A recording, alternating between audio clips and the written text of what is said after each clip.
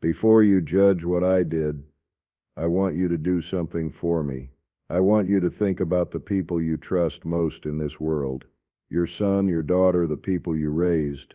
Now imagine them looking at you, their eyes full of a soft, gentle pity, while a stranger robs you blind right under their nose. Imagine them patting your hand and telling you you're just getting old and confused. That's what happened to me. They thought my mind was gone. They thought the old man was finished. They had no idea I was just getting started. This isn't just a story about a thieving caregiver. It's a story about what happens when you push a man who has nothing left to lose but his own self-respect. So stick around, because you're going to want to hear how this ends. The first thing to go was my wife's silver locket. It wasn't worth much in terms of money, maybe $50 for the silver, but its real value was immeasurable. It was the one Eleanor wore every single day for the 47 years we were married. It was a simple heart-shaped thing, dented in one corner from the time our son David threw a baseball in the house when he was 7.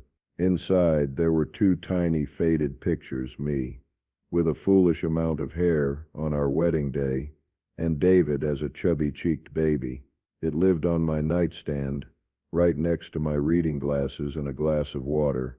One Tuesday morning, it was gone. When Chloe arrived, I asked her about it. Chloe, she was the caregiver my son David and his wife Susan had hired for me. "To help you out around the house, Dad," David had said, his voice full of that careful, forced cheerfulness people use when they're talking to someone they think is halfway to the grave. Chloe was young, maybe 25, with a face that looked like it was sculpted from kindness itself. Big innocent blue eyes and a smile that seemed permanently fixed in place. She was, in a word, sweet. Deceptively so. I asked her, "Chloe, have you seen my wife's locket?" It was right here. She put on a masterful performance of concern, her brow furrowing just so. She helped me look, pulling back the sheets, checking under the bed, her movements full of a practiced, gentle patience. "Oh, Murray," she said, her voice like warm honey, "I'm sure it'll turn up. You know how you sometimes put things in a safe place and forget where that is." Her words were a subtle poison. She wasn't just suggesting I was forgetful. She was planting the seed of my own incompetence. And when David called that evening for his perfunctory check-in, I heard the echo of her words in his. "Dad," Chloe told me, "you lost Mom's locket. Don't worry. It's probably in a drawer somewhere. You'll find it when you're not looking for it." I tried to protest. "David, I didn't lose it. It was on the nightstand. It's been there for 5 years, ever since Eleanor passed. It doesn't just get up and walk away." There was a pause on the line, the kind of heavy, significant silence that says more than words ever could. It was the pause of a son deciding to humor his aging father. "Okay, Dad. Okay. Just get some rest. Chloe will be there in the morning." That was the beginning. After the locket, it was small things. A $20 bill from my wallet, which I always kept in the top drawer of my dresser. I'm a man of habit. I've been a man of habit for 80 years. I know exactly how much cash I keep, folded in exactly the same way. When I mentioned it to Chloe, I got the same syrupy sympathy. "Are you sure, Murray? Maybe you used it at the grocery store yesterday and forgot." She'd say it with that beatific smile, and I could feel my own reality start to fray at the edges. Was I sure? Yes. But the way she looked at me, the way my own son spoke to me, it made me feel like I was going mad. The thefts became bolder. My collection of old military service medals, kept in a cherry wood box on the mantelpiece. They weren't valuable to anyone but me. One day, the box was just lighter. The medal for marksmanship and the good conduct medal were gone. Trifling things, but they were my things. They were part of my story. When I told David, his sigh was audible over the phone. "Dad, are you absolutely certain? Chloe says she dusted them this morning. They were all there." Who did he believe? The sweet-faced girl he was paying to look after his doddering old father, or the father himself. It was an easy choice for him. It was a slow, creeping gaslighting. Every missing object was another brick in the wall they were building around me, a wall of supposed senility and decay.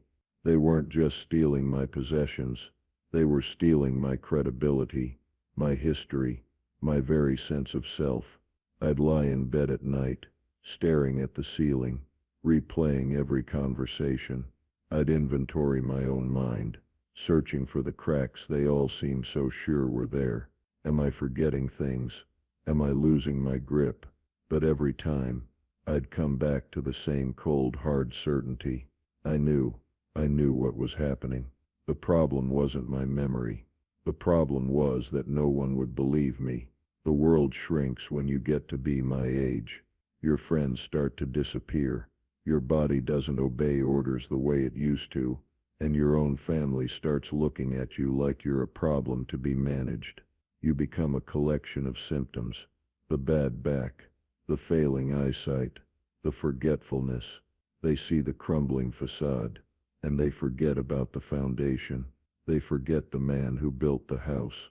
I was Murray, the man who ran a successful hardware store for 40 years, who balanced the books to the penny, who could tell you the thread count on a half-inch galvanized bolt just by feel. I was the man who raised a son, who taught him how to ride a bike, and how to be a good man. Or so I thought. But to them, I was just old, a liability, an inconvenience, whose complaints could be smoothed over with a pat on the hand and a dismissive platitude. It wasn't about the money, not really. It was about the profound, insulting disrespect, the assumption that my mind was as worn out as my favorite armchair. That was the deepest cut of all. And as I lay there, feeling the phantom weight of Eleanor's locket in my palm, a different feeling began to replace the hurt and confusion. It was a cold, quiet anger, a resolve that settled deep in my bones. If they wouldn't believe my words, then I would have to give them proof they couldn't deny. If they wanted to treat me like a child, then I would have to show them that the old man still had a few lessons to teach.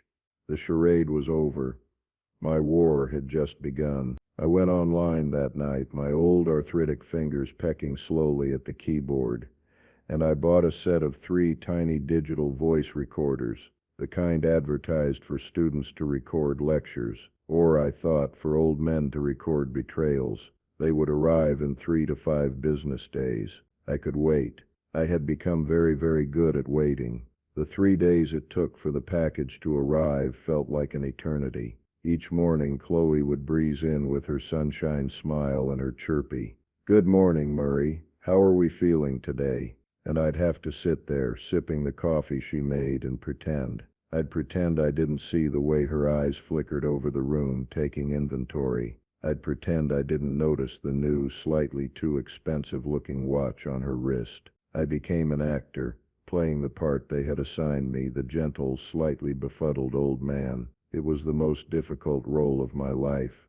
My whole life had been built on a foundation of honesty and hard work. I'd taken over my father's hardware store, Miller & Son, when I was just 22, and for 40 years I'd opened it at 7 in the morning and closed it at 6 at night, 6 days a week. I knew my customers by name, knew their kids, knew what kind of plumbing they had in their houses. There was a simple integrity to that life. You did a good day's work, you treated people right, and you could look yourself in the mirror at the end of the day. But the hardest work I ever did was caring for Eleanor. For the last 5 years of her life, she was locked in a battle with a disease that slowly, cruelly stole her from me, piece by piece. Parkinson's. It started with a tremor in her hand and ended with her unable to even hold a fork. I was her caregiver. I was the one who bathed her, dressed her, fed her.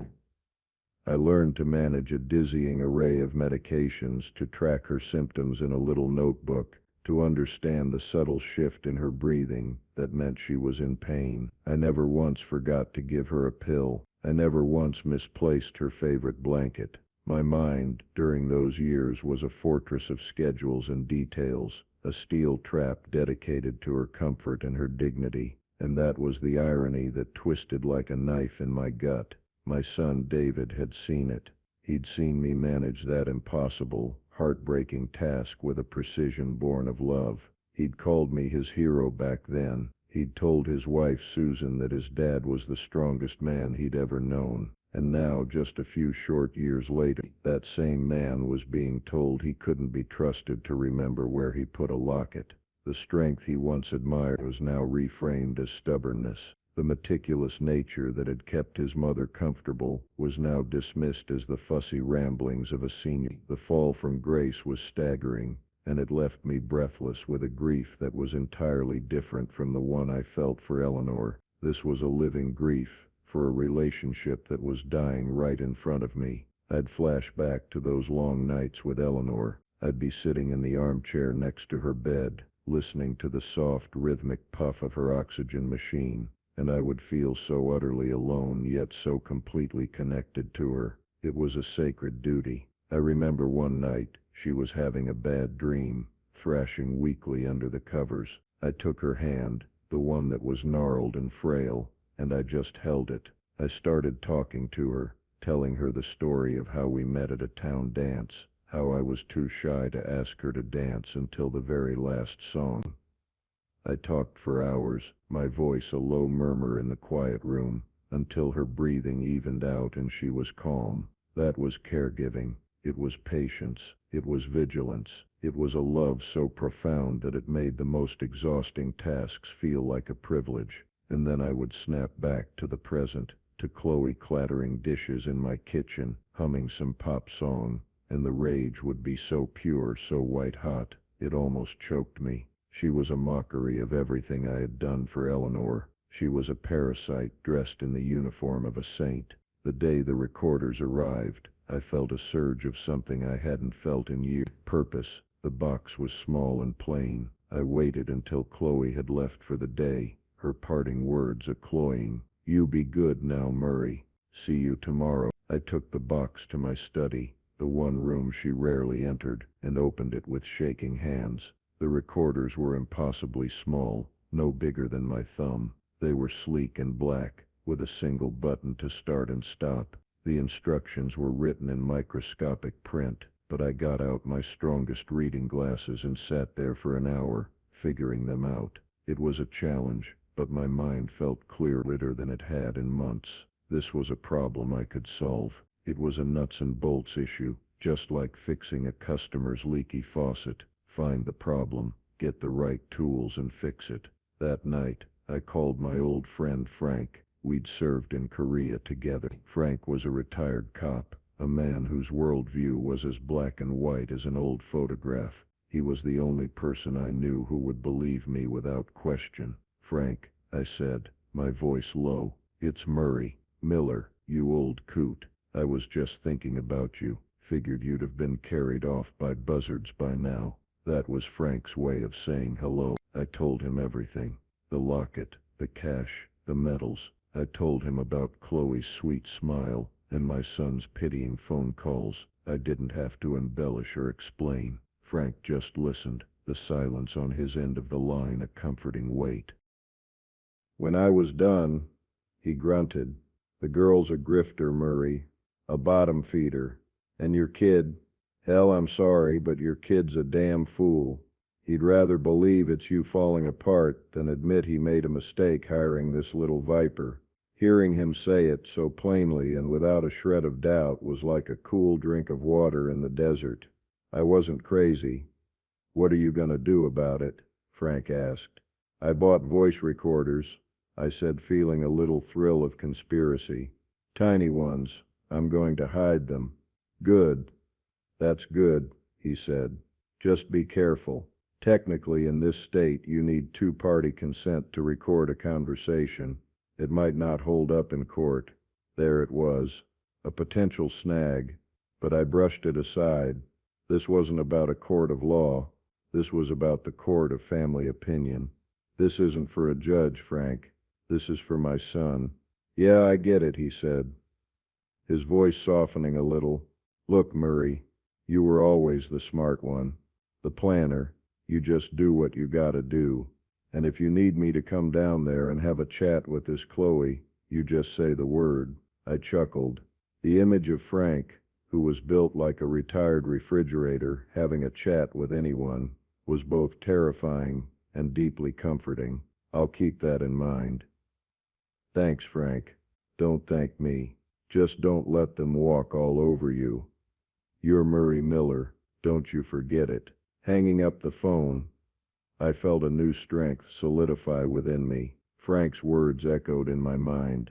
"You're Murray Miller." For so long, I had been Eleanor's husband, then Eleanor's caregiver, and now, David's elderly father. I had forgotten who I was. The catalyst wasn't just the theft, it wasn't just my son's dismissal, it was the stark, painful realization that in their eyes, I had ceased to be a person and had become a problem, and that was an injustice I could not, would not, let stand. It wasn't about revenge. Not yet. At that moment, it was about survival. It was about reclaiming my own name. The little black recorders on my desk felt heavy with possibility. They were my tools, and I was ready to get to work. Placing the recorders was a military operation in miniature. I had to think like my enemy. Where did Chloe spend her time? Where did she feel most comfortable, most private? The living room was the obvious choice. It was the heart of the house, the place she'd settle into after helping me with my lunch. She had a favorite armchair, a big wing-backed thing that faced the window. She'd sink into it with her phone, her feet propped up on the ottoman, and for an hour or two, she'd be in her own world, my house, but her time. The first recorder, I tucked deep into the upholstery on the side of that very chair, pushing it down between the cushion and the arm, until it was completely invisible. My fingers, stiff with arthritis, fumbled with the small device, but a grim determination made them work. The second one was more clever. I had a large, ugly ceramic lamp on the end table next to the chair, a gift from Susan one Christmas. I'd always hated it. I carefully pried the felt bottom off, taped the tiny recorder to the inside of the hollow base, and stuck the felt back on. Perfect. The third, I placed on the bookshelf, behind a row of National Geographic magazines that hadn't been touched in a decade. It had a clear line of sight to the whole room. I tested each one, a quiet click to start the recording. The little red light would blink once, and then go dark, invisible. Now all I had to do was live my life, or the life they expected me to live. The next day, when Chloe came in, I was sitting in my usual spot, reading the newspaper. The house was bugged. My own home, a place that had been my sanctuary for 50 years, was now a listening post in a cold war. I was fighting alone. A part of me felt a deep, profound sadness about it. This was what it had come to, hiding and spying in my own living room. But then she'd open her mouth.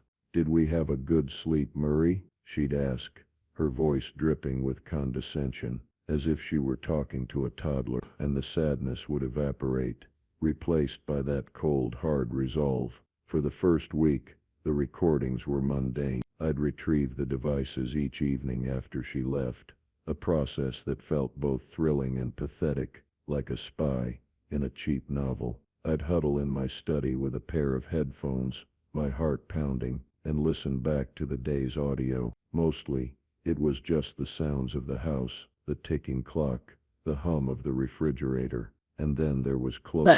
I listened to her long, vapid phone calls with her friends. She talked about her boyfriend, a guy named Rick, who apparently didn't have a job. She talked about a TV show I'd never heard of. She complained about her mother. It was all disappointingly normal. I started to wonder if maybe, just maybe, I was wrong. The thought was terrifying. If I was wrong about this, then maybe they were right about everything else. Then, on the 8th day, I hit gold, or rather, I hit filth. I was listening to the recording from the lamp. Chloe was on the phone with a friend, someone named Tiffany. "Oh my God, Tiff, you will not believe this day," she whined. "The old man is driving me nuts. He keeps asking about some stupid old locket, like, over and over. I swear, his brain is just like pudding. My hands gripped the headphones. I stopped breathing. Tiffany's voice was tinny on the other end. Did you get it? Of course I got it, Chloe said, and then she laughed. A high, cruel sound that was nothing like her sweet, professional voice. It was so easy. I just pocketed it when I was changing his sheets. He blames his forgetfulness. It's perfect. His son eats it up. He just feels so guilty about putting his dad in a home that he'll believe anything I say. The coldness of it was breathtaking. It wasn't just opportunistic theft. It was a calculated strategy. She was leveraging my son's love for me against us both. "What'd you get for it?" Tiffany asked. "Like $40 at the pawn shop on 12th Street, Chloe said dismissively. "Barely worth the trip. But hey, it's a start, $40.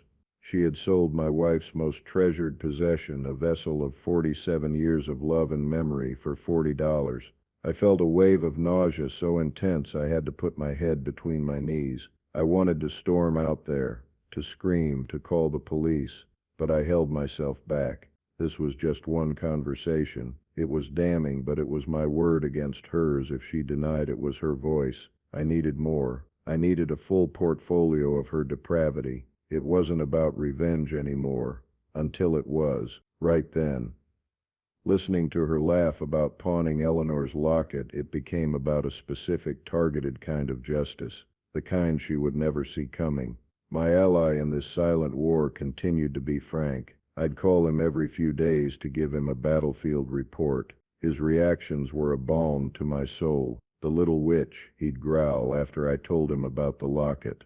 "Pawned it for $40? Murray, when you're ready, I'm telling you, I'll drive down there myself." "Not yet, Frank," I'd say, my voice steady. "The campaign is ongoing. I'm gathering intelligence." Frank, being an old cop, understood the value of a solid case. "All right, but you tell me, what's your end game here? What's the objective?" "The objective," I said, looking at the 3 small recorders charging on my desk, "is unconditional surrender." I started to subtly change my tactics at home. This was part 2 of the plan. The quiet squeeze. I wasn't just a passive observer anymore. I became an active participant in the little drama she was directing. I bought a new wallet, a cheap one, and I put a single $20 bill in it, a bill whose serial number I had photographed with my phone. I left the wallet on the kitchen counter, an irresistible little morsel of bait. Sure enough, by the end of the day the wallet was still there, but the 20 was gone. That evening, I listened to the recording. It was a call to her boyfriend, Rick. "Hey babe," she said. "Yeah, I got some cash for pizza tonight." The old fossil practically left it out on a platter for me. She laughed again. That laugh was becoming the soundtrack to my rage. The next day, I started my forgetfulness campaign. I misplaced the checkbook for the household expenses. Chloe needed to buy groceries. "Murray, where's the checkbook?" she asked, her voice tight with annoyance for the first time. I put on my best confused old man face. "The checkbook? Oh dear, I had it just yesterday. Isn't that funny? I can't seem to recall." I let my voice trail off. I watched her struggle to maintain her sweet facade. She had to use her own money. I heard her complaining about it on the phone to Tiffany later. "I had to spend 60 of my own dollars on his stupid organic kale. I'll get it back though. I'll find a way." I had also taken the precaution of visiting my bank. I moved the majority of my savings into a new account at a different branch, an account with no checks and no debit card, accessible only by me, in person. I also rented a safe deposit box, and over the course of a week I quietly moved anything of value out of the house. Eleanor's remaining jewelry, my father's antique watch, the good silver. The house was slowly being stripped of anything she could profit from. The nest was becoming barren. My performance as the doddering old man improved with each passing day. I would ask her the same question 3 times in an hour. I would pretend to lose my train of thought mid-sentence. I would stare blankly at the television, even when it was off. I was method acting, and my audience of 1 was buying it completely. In fact, she was encouraging it. On her calls, I heard her bragging. "He's getting so much worse," she told Rick. "It's actually kind of sad. But you know, it makes my job way easier." I told his son he might need to start thinking about getting power of attorney. For his own protection, of course. There it was. The long game. She wasn't just a petty thief. She was aiming for the throne. She wanted control of my finances, my life. The audacity of it was almost impressive. She was watering the seeds of my incompetence in my son's mind, hoping to harvest a power of attorney that would give her the keys to the kingdom, my kingdom. The one I had built with my own 2 hands, bolt by bolt, for 60 years. The one I had defended with my heart and soul for Eleanor. She had no idea who she was dealing with. She saw a frail, forgetful old man. She was about to find out she was robbing a fortress that was not only still standing, but was also armed to the teeth. I had a month's worth of recordings now, a veritable symphony of her greed and contempt. I edited them down on my computer, painstakingly clipping together the most damning statements into a single audio file. I called it the Chloe tapes, and I was just waiting for the right moment to schedule the premiere. The pressure I was applying began to work. Chloe was getting sloppy, her sweet veneer cracking under the strain. With no easy cash to be found, she grew more brazen. I came into the living room one afternoon to find her rummaging through the drawers of my writing desk. She didn't hear me approach. "My slippers are old and soft. Looking for something, Chloe?" I asked, my voice mild. She jumped, slamming the drawer shut. A guilty blush spread across her neck. "Oh, Murray, you startled me. I was looking for a stamp, to mail a letter." "A stamp," I repeated, looking her dead in the eye. "I keep the stamps in the top left drawer. You were looking in the bottom right." A flicker of panic crossed her face before the mask of pleasant concern snapped back into place. "Oh, silly me. See, you're not the only one who gets confused sometimes." She gave a little tinkling laugh that sounded like breaking glass. She was good. I had to give her that. She could lie as easily as she breathed. But I had seen the panic. The mouse was beginning to realize the trap was closing. Her reports to my son became more alarming. I knew this because David started calling more often, his voice tight with a worried frustration that was clearly being fed by Chloe. "Dad, Chloe says you had a bit of an episode today. She said you accused her of going through your desk." "I didn't accuse her of anything, David," I said calmly. "I asked her what she was looking for." "Well, she was very upset. She feels like you don't trust her." "She's trying so hard, Dad." "Trying so hard to what?" "Rob me." I bit my tongue. It wasn't time. Not yet. "David, I'm fine. She was in a drawer she had no business being in." "Okay, Dad." "Okay," he said, in that placating tone that set my teeth on edge. "Just try to be nice to her. She's a good person. We're lucky to have her." Lucky. The word hung in the air between us. I felt a chasm opening up, a vast empty space between me and my son. He was on the other side, standing with her. I was alone on my side, with nothing but the truth for company. It was a lonely place to be. Chloe's panic manifested in her phone calls. The light, breezy chats with Tiffany were replaced by tense, whispered arguments with her boyfriend Rick. I'd listen back in the evenings, a grim archivist of her downfall. "There's nothing left, Rick. I'm telling you." She'd hiss into her phone, pacing the living room rug. "The old man must be hiding his money. I can't find his checkbook. His wallet is always empty. It's like he knows." A tinny, muffled voice would squawk back at her. "No, he can't know," she'd insist. "He's a vegetable. He asked me what day it was 5 times this morning. He's just gotten weird.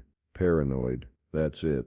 Old people get paranoid." She was building a narrative to explain away the facts, not just for my son, but for herself. It was easier to believe I was a paranoid old lunatic than to believe I was onto her. Her ego wouldn't allow it.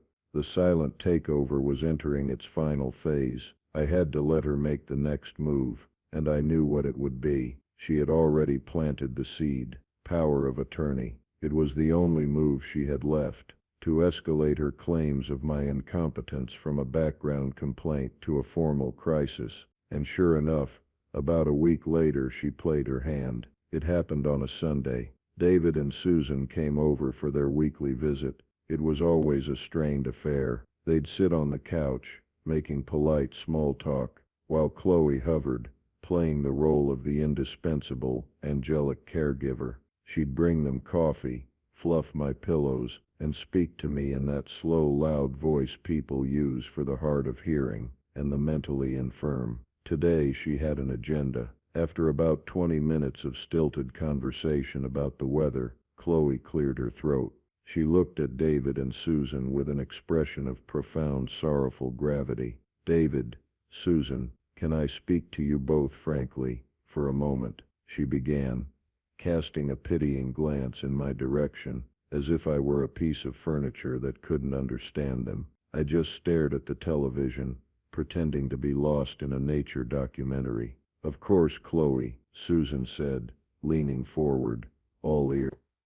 "I'm getting worried about Murray," Chloe said, her voice a stage whisper. "Truly worried. His memory lapses are getting more frequent. He's becoming very agitated, paranoid even. This morning, he couldn't find his car keys, which were right on the hook by the door, and he was convinced someone had stolen them. He was yelling. It took me an hour to calm him down. This was a complete fabrication, a masterpiece of fiction. I hadn't looked for my car keys in 5 years. I hadn't driven since my eyesight started to go, but I saw my son's face tighten with worry. I saw Susan reach out and touch his arm reassuringly. "It's just, I'm worried he's a danger to himself," Chloe continued, her voice trembling with counterfeit emotion. "What if he leaves the stove on? What if he wanders out of the house? And financially, I'm not sure he's capable of managing his own affairs anymore. I found an unpaid bill the other day." Another lie. I paid my bills online, the day they arrived, a habit from 40 years of running a business. She let that hang in the air. Then the kill shot. "I just think, maybe it's time for one of you to have power of attorney, just to make sure he's safe, to protect him. My son David, my own flesh and blood, the boy whose scraped knees I had bandaged, looked at this 25-year-old con artist with gratitude, actual gratitude. "Thank you, Chloe," he said, his voice thick. "I know this must be difficult to bring up. We appreciate your honesty. We were worried, but, hearing it from you, it confirms it. We need to do something." Susan nodded, her expression grim. "She's right, honey. It's for his own good." It wasn't about revenge. I had to keep telling myself that. But sitting there listening to them plot the final stripping of my autonomy, based on the lies of a common thief, a cold fury began to burn away every other emotion. It was a fire that burned clean, leaving behind only a diamond-hard point of purpose. I didn't move a muscle. I just kept my eyes fixed on the television, where a lion was stalking a gazelle. The gazelle had no idea. It was peacefully chewing on a blade of grass, oblivious to the predator hiding in the tall savanna grass, waiting for the perfect moment to strike. I knew exactly how it felt, but in this little drama, I was not the gazelle. I was the lion, and the hunt was almost over. The family exodus from my corner was now complete. It wasn't a loud, dramatic departure. It was a quiet, tiptoeing retreat, leaving me stranded on an island of their own making. David and Susan left that Sunday with solemn faces and promises to look into some things. I knew exactly what that meant. They were going to call a lawyer. They were going to start the process of having me declared incompetent, a ward of the state in my own home.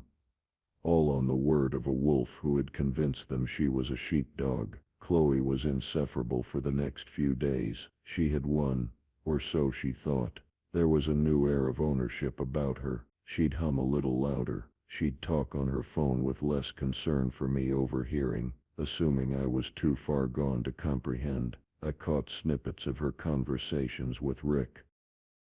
"It's happening," she chirped one afternoon while making herself a smoothie in my kitchen with my fruit. The son is totally on board. He's talking to a lawyer this week. Once he has the POA, he'll sign the checks, and I'll just tell him what we need for the house. We'll be able to get that deposit for the apartment in no time. She was already spending my money. My money. The money I had saved over a lifetime of getting up before the sun. The money Eleanor and I had put away for our old age, for our security. A security Chloe was dismantling piece by piece. The dreaded phone call from David came on a Wednesday. "Dad," he started, his voice heavy with a manufactured solemnity. "We need to talk." "We're talking now, David," I said, keeping my own voice flat and even. "No, I mean really talk. Me, you, and Susan. We'd like to come over on Saturday to discuss the future." "Your care, my care," I repeated. It wasn't a question. "Yes, Chloe has been, well, she's been wonderful, but we think we're at a point where we need to take a more active role in your affairs, for your own good, Dad, to make sure you're protected." Protected. The word was a bitter pill. Protected from what? From my own life? From my own mind? Or protected for her, for Chloe, so she could continue her plunder under the official legal sanction of my own son? "Saturday sounds fine, David," I said. The calmness in my voice seemed to surprise him. He was probably expecting me to argue, to yell, to prove Chloe's point about my agitation, but I was done arguing. The time for words was over. The time for evidence had arrived. "Oh, good," he said, sounding relieved. "We'll be there around 2. "I'll be here," I said, and hung up. The power shift was palpable. In their minds, they had all the power. They were coming to my home to inform me of the new reality, to gently but firmly relieve me of my command. They saw themselves as dutiful children making a hard but necessary decision. They had no idea they were walking into an ambush. Chloe made her most desperate and most foolish counter move the day before the meeting. Friday. She must have gotten nervous that I might somehow talk my way out of it with David. She needed one final, irrefutable piece of evidence of my senility. She came to me in the afternoon, her face a mask of concern. "Murray," she said, wringing her hands, "I can't find my purse. I know I left it right here on the kitchen table. Have you seen it?" I looked at her. I knew the game. This was the checkmate, she thought. She would claim the confused old man had hidden her purse. She'd have David and Susan help her find it in some ridiculous place, like the freezer or the linen closet, cementing the narrative that I was a danger to everyone. I played my part. "Your purse?" "No, Chloe. I haven't seen it. But are you sure?" she pressed. "Maybe you thought it was yours and you put it somewhere for safekeeping." I just shook my head slowly, looking off into the middle distance as if I were trying to access a faulty memory file. She let out a frustrated sigh and started a frantic theatrical search of the kitchen. Of course, she didn't find it. I knew she wouldn't, because I had watched her on my secret little television, a cheap baby monitor I'd bought and hidden, which transmitted a video feed to a small screen in my study. As she tucked her own purse deep under the cushions of the living room couch, the one I never sat on, she was going to frame me, using my own couch as her accomplice. It was a bold move, a desperate one, and it was going to be her undoing.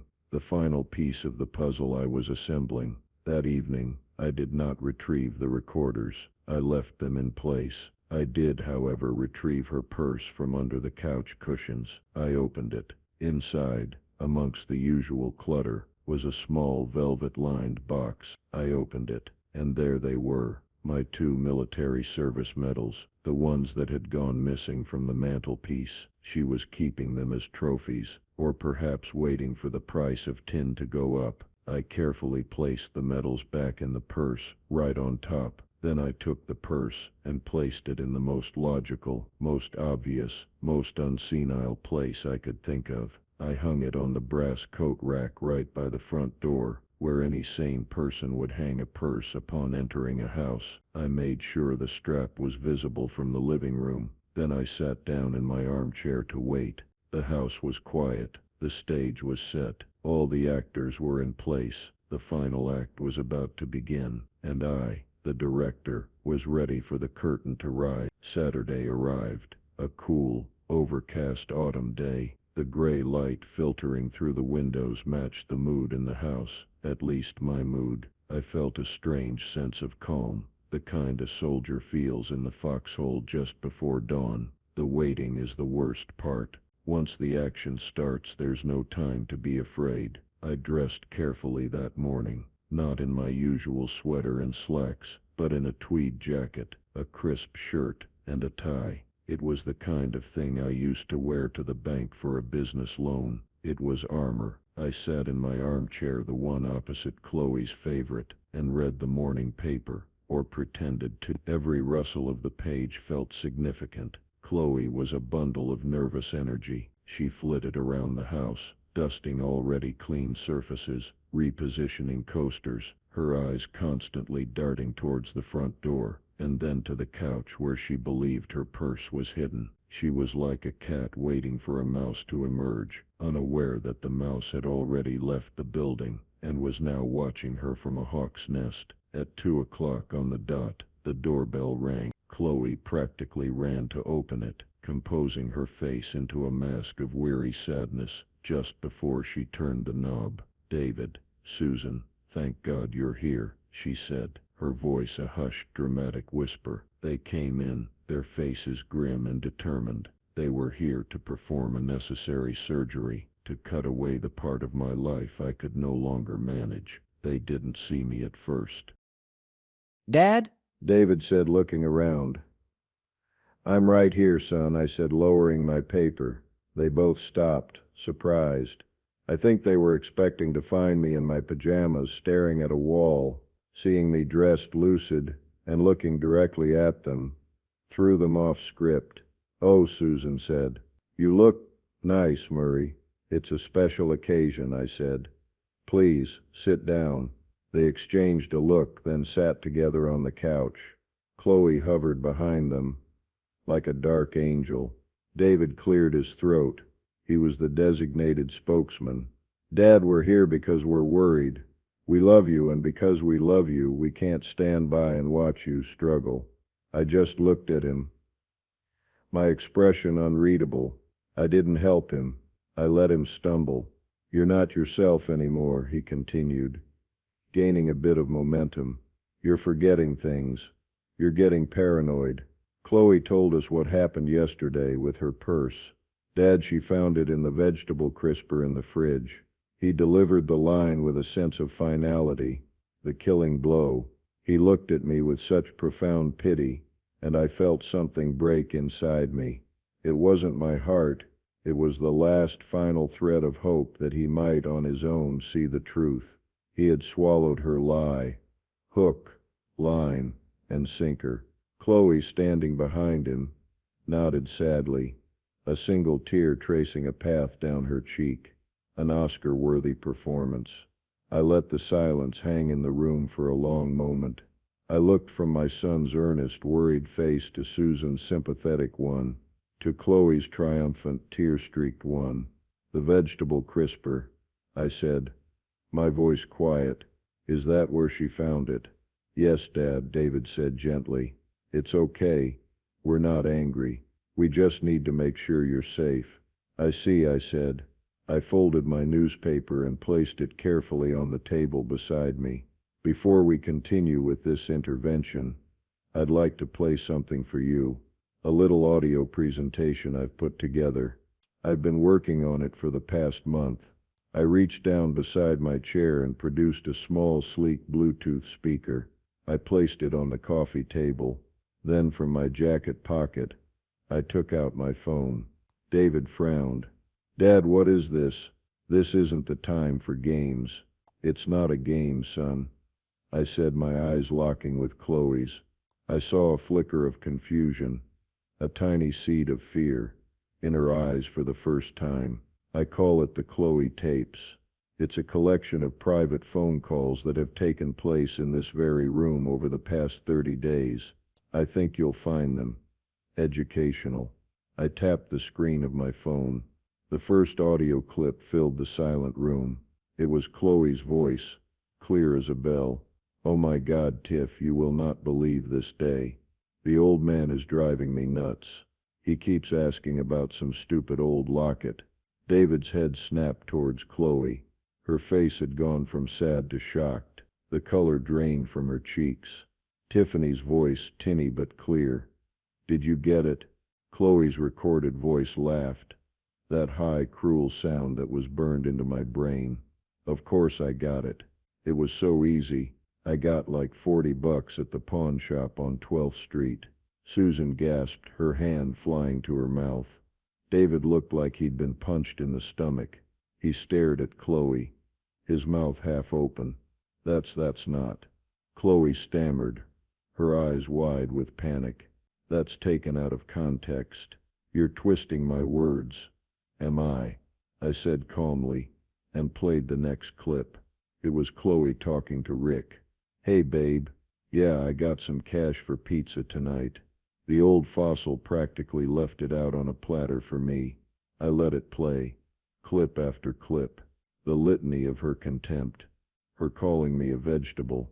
Her bragging about how easy it was to manipulate David. Her complaining about having to use her own money for my stupid organic kale. And then, the grand finale. The call from the day before. It's happening, Rick. The son is totally on board. He's talking to a lawyer this week. Once he has the POA, he'll sign the checks. And I'll just tell him what we need for the house.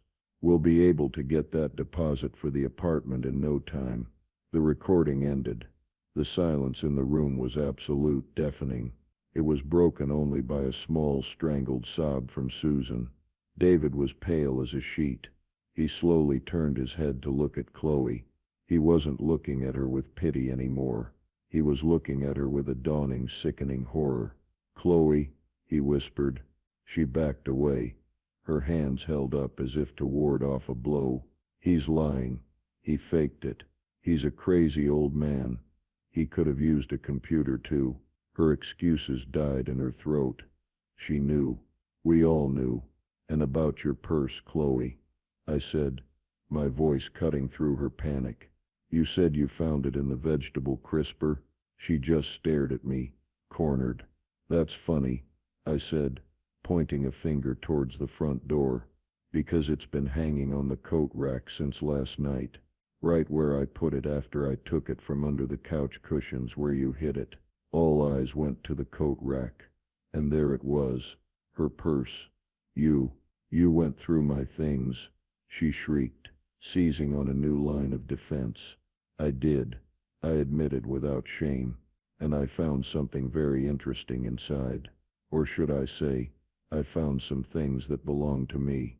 I looked at David, my service medal son, the ones you said I misplaced. That was it, the final, undeniable truth. The whole sordid, ugly charade collapsed in on itself. I stood up, feeling taller than I had in years. I walked over to Chloe, who was frozen in place. I looked her right in her wide, terrified, and no longer innocent blue eyes. You are fired, I said, the words clear and cold. Get your purse, and get out of my house. A copy of these recordings, along with a sworn statement from me, will be delivered to the police department this afternoon. I imagine they'll be very interested in talking to you about theft, fraud, and elder abuse. I turned and looked at my son. His face was a wreck of shame, guilt, and disbelief. He wouldn't meet my eye. He just stared at the floor, at the ruins of his own judgment. The power had shifted. The king was back on his throne. The silence in the room wasn't just silence. It was the sound of my own name, being returned to me. The aftermath was quiet and ugly. Chloe didn't say another word. She snatched her purse from the coat rack and practically fled out the front door, slamming it behind her. The sound echoed in the silent house. Susan was openly crying now, quiet, gulping sobs of shame. David just sat there, his head in his hands, looking smaller than I had ever seen him. Dad, he finally whispered, his voice muffled. I don't know what to say. I'm so sorry. I know you are, David, I said, And the weariness hit me then, a wave of exhaustion so profound it felt like it went down to my bones. I had won, but it felt like a hollow victory. To be proven right, I'd had to expose the monumental failure of my own son's trust. I had to show him that he was a fool. What father wants to do that? I didn't want his apology, not then. It was too fresh, too raw. I think you and Susan should go home, I said. It wasn't a suggestion. He looked up, his eyes red. But Dad, we need to fix this. No, I need to fix this. I said, my voice harder than I intended. I've been fixing things my whole life. This is just one more broken thing. You've done enough. Just go. He stood up, looking lost. He opened his mouth to say something else, but Susan pulled on his arm, shaking her head. They left, and the house was mine again. Truly mine. The quiet was a relief. I did what I said I would. I called Frank, who was overjoyed to hear the news, and offered to drive the evidence to the police station himself, an offer I accepted. Chloe was arrested 2 days later. She confessed to everything. Apparently. The police found a string of pawn shop receipts in her apartment. My wife's locket was gone forever, melted down for its $40 worth of silver, but they recovered my medals. Frank brought them back to me in a small evidence bag. Holding them in my palm, I felt their familiar, insignificant weight. It wasn't about the objects. It never was. It was about the truth. My relationship with David is broken. That's the only word for it. He's tried. He calls every day. He sends gifts. He offers to come over and fix things around the house. Things that aren't broken. He's trying to buy back my trust with gestures. But trust isn't a commodity. It's a foundation. And ours has a crack right down the middle. Last week he came over, unannounced. He stood in my doorway, looking like a little boy again. I can't sleep, Dad, he said. All I can see is her face and how I believed her, how I looked at you and didn't see you. I saw what she told me to see. How can you ever forgive me? And that's the question, isn't it? Forgiveness. I looked at my son, my only child, and I saw the pain in his eyes, and I realized that my revenge had a cost. I hadn't fully calculated. It had cost me the simple, uncomplicated love of my son. Maybe it was already gone before I started, eroded by his pity and my resentment. But my actions had laid the erosion bare for us both to see. It wasn't about revenge. David, I told him, and it was only partly a lie. It was about respect. You looked at me and saw an old man. You forgot I was your father. He just nodded, tears welling in his eyes. I didn't invite him in. I'm not ready for that yet. I don't know if I ever will be. There's a part of me that is satisfied, that relishes the karmic justice of it all. But there's a bigger part that is just sad that it came to this. So that's my story. I got my house back. I got my sanity back. I got my name back. But it's a quieter life now. I have a new caregiver, a professional woman from a bonded agency who treats me with curt, efficient respect, which I'll take over false sweetness any day of the week. Some of you might think I went too far, that I should have been quicker to forgive my son. Some of you might be cheering me on. I guess that's for you to decide. What I've learned is this: getting old isn't a disease, but being treated like you're invisible, that's a poison. And sometimes the only antidote is to make them see you by any means necessary. Thank you for listening to An Old Man's Tale. If you have a story about being underestimated or about fighting for your own respect, I'd be honored if you shared it in the comments below. I'll be reading them, and if this story meant something to you, please give it a like, and maybe subscribe for more stories. It helps to know you're not talking to an empty room.